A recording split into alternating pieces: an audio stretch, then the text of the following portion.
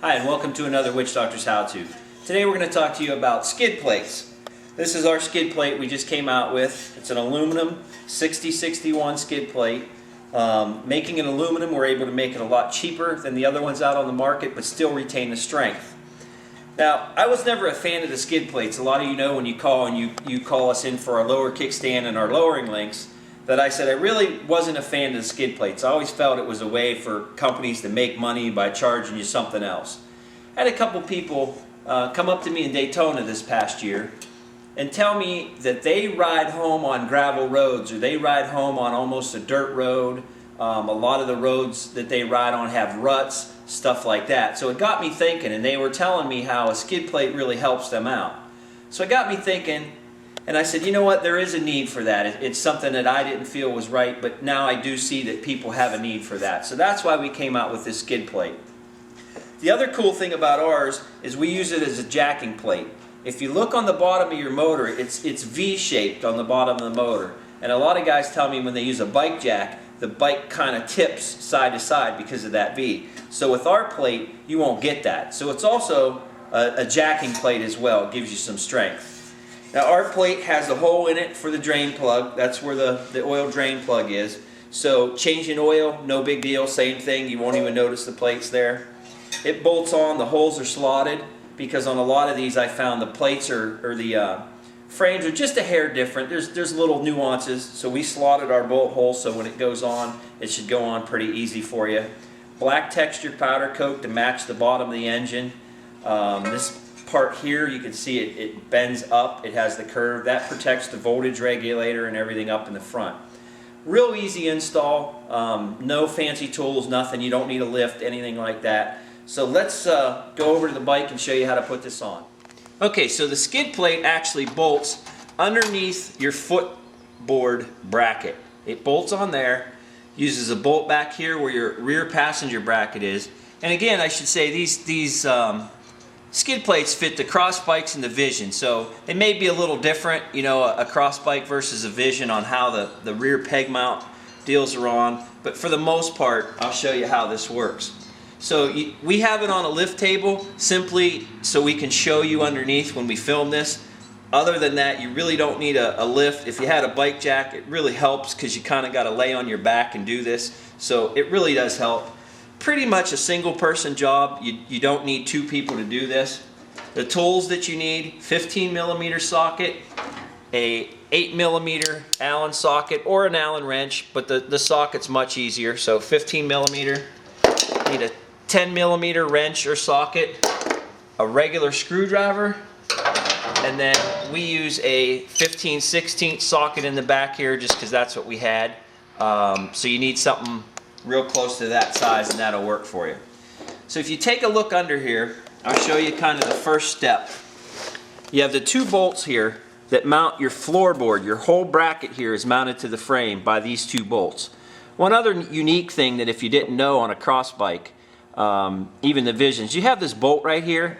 That's an adjuster bolt. If you take that bolt out, you can slide your whole floorboard, not your floorboard, your brake pedal. You can slide your whole pedal forward, and then you would put the bolt in here, or you can slide the whole pedal rearward and put the bolt in there. So it does give you some adjustment on where your brake pedal is. Shifter's the same side, or same way. So if you ever wondered what that bolt was for, that's to adjust your pedal. So if you're shorter, taller, you can move that. So what you want to do, you want to take these two bolts out right here. There's one there, one there. That's the 8mm. Real easy to do. They're not really in there that tight.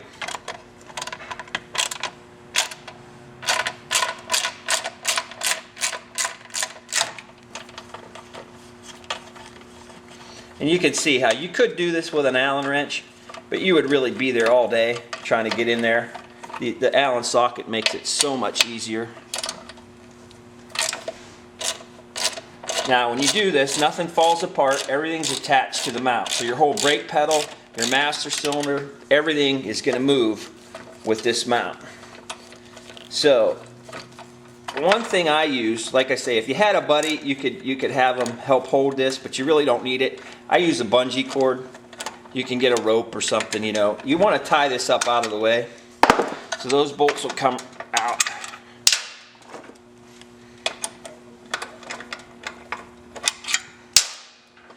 Okay, so what I do, I take a bungee cord, because this thing's pretty heavy, and you just kind of want to get it up out of the way so that you have room to work there. So I just hook a bungee cord onto it and just hook it up there. Basically, just to keep this, you want to keep this out of the way so you can work right here. Now the next thing you're going to want to do is your rear shield for your exhaust, okay? Under here is a 10mm bolt, and you have a hose clamp in the back. You want to take that off because you need to get this shield out of the way.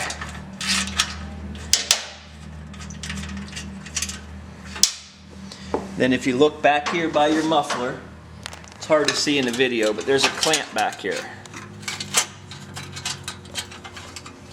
Just pop that hose clamp. There's the clamp, just a hose clamp. Pop that clamp off so you can get into there, so you can work.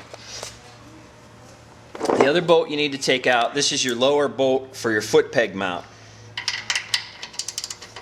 Take that bolt out.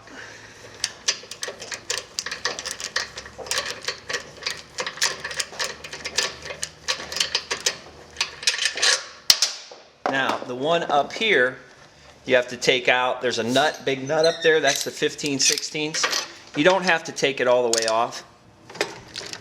You just want to get it loose enough.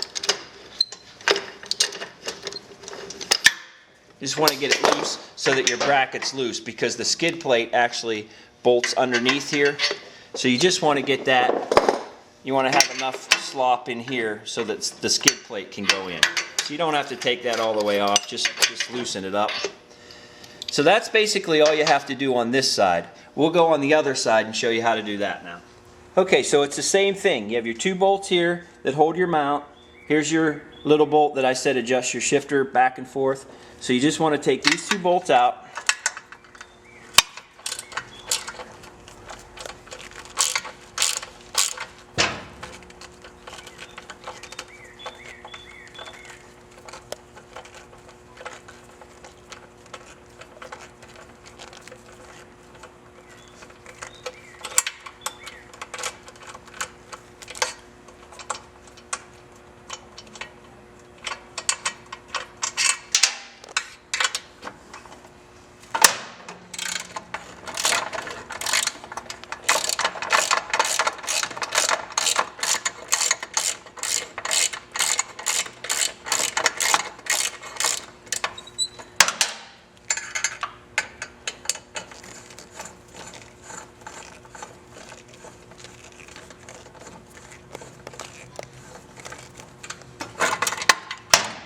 Okay, so this one you can just set down. You don't need a bungee cord on this one because you can just set it on the ground.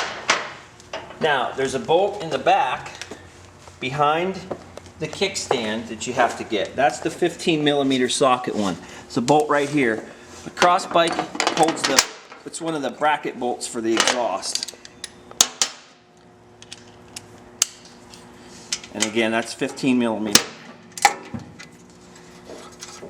That bolt comes out pretty easy. Just take that bolt out.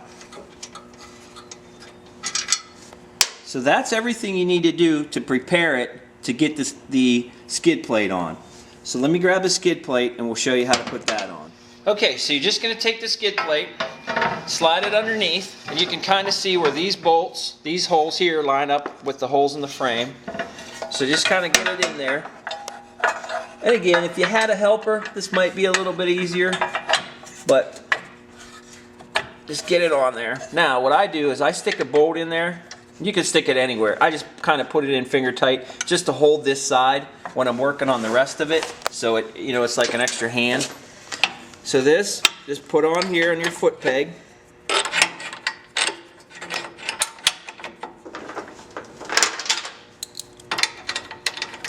Now once again, don't tighten up all the bolts. Just get them. Just get them started. You don't want to put them in all the way. So when I got this kind of hanging here, we'll go around on the other side and put that side on.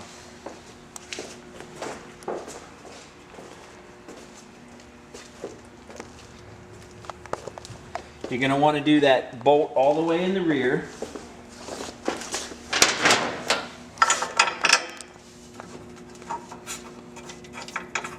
Just put that in like that. Now, if you look up here, you'll see the bolt holes are pretty well lined up, and again, we have them slotted, so if they aren't, but the holes are pretty well lined up. So you're just going to take your floorboard here,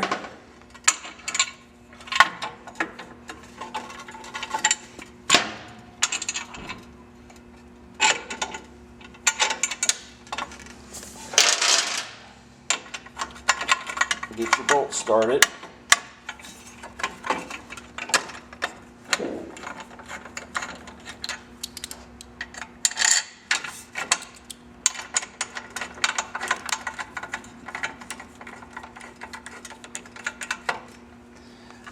So you can see that's pretty easy.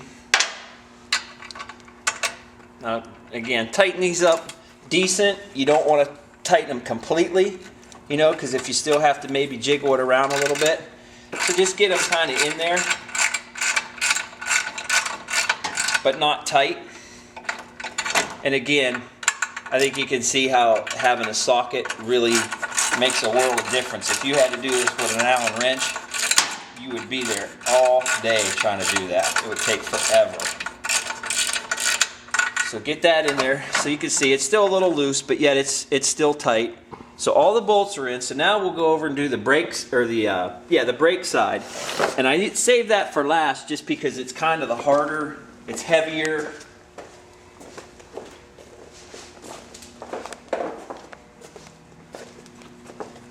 So you want to unhook your bungee cord off your mount, take your bolt out, and then just do it exactly the same way. Get your bolt going.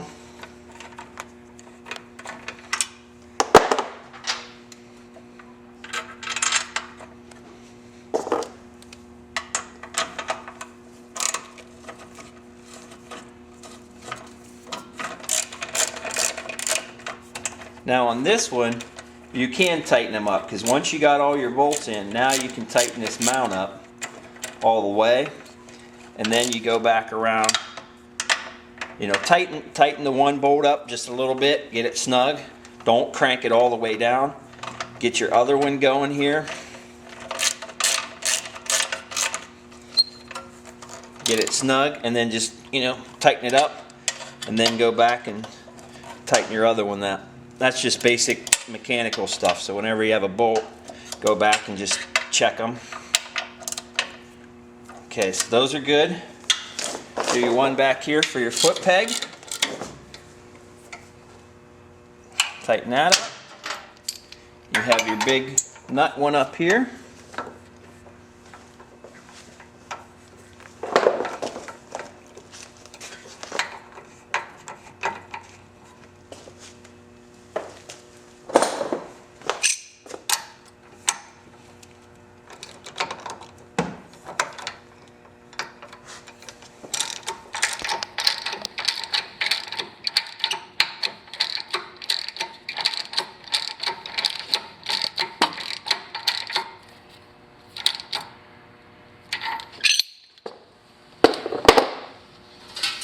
Take your shield back, and it's really hard to show you this hose clamp when it's back there. But the way they have these hose clamps, kind of like a quick clamp. You'll see this, if you're familiar with regular hose clamps, you'll know this doesn't really move on a regular clamp. So what you're doing here is you're actually sliding that through there, like that, and then you flip the bolt down, and then that's when you tighten it. So it's kind of a speed thing. Normal hose clamps, you start it there and you just keep cranking until it goes all the way through. This, you put it on like that, push it to where you want it tight, put your bolt down, and then you're ready to tighten it. So I wanted to show you that here because you can't see it when I have it on the bike here.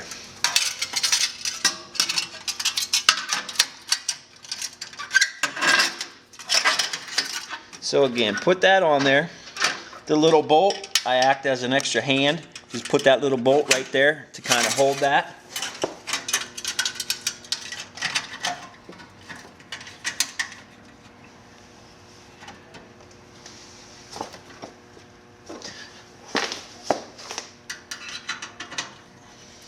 Get your clamp tight.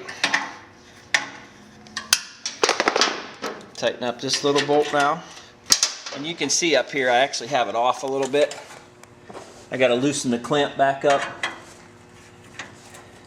You want to kind of slide that up so it's adjusted. The little bolt has a slot in it, so you want to slide that up. Make sure you get it back to, you know, in the right spot so it looks right. So I'll retighten my clamp,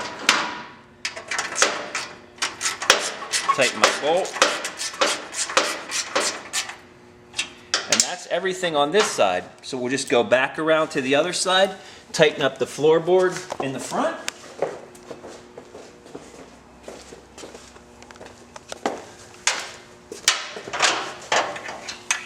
Just go to your mounts.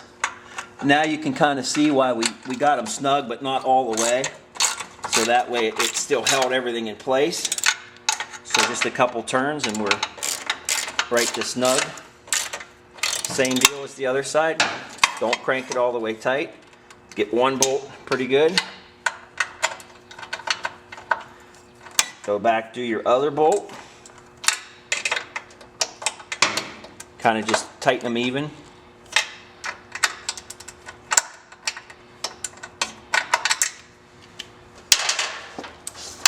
And then in the back here, you can do your last bolt, your 15 millimeter.